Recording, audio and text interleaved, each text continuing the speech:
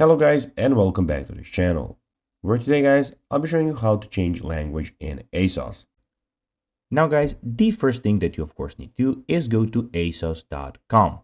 Now guys, when you're here you just need to go and log into your profile, but guys, if you do not have one, you can always go and register to ASOS.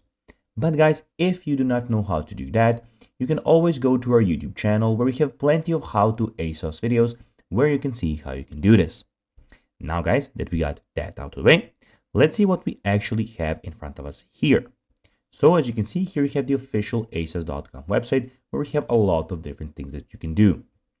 So this is the website where you can go and find stuff and clothes for yourself. So we have the women menu where you can go and see sales, new things in clothing, trending, dresses, shoes, accessories, face and body, etc, etc. You also have the men's section, where as you can see, you also have the sales, new in clothing, trending, shoes, accessories, brands, sportswear, etc, etc. Also, you can see here we have discounts for men, discounts for women. And guys, in the top right corner, you can go to the marketplace and change the language of the website and the currency. And in the top right corner, also you have everything about your account. So you have your sign out option, your account, your orders, return information, and the contact preferences.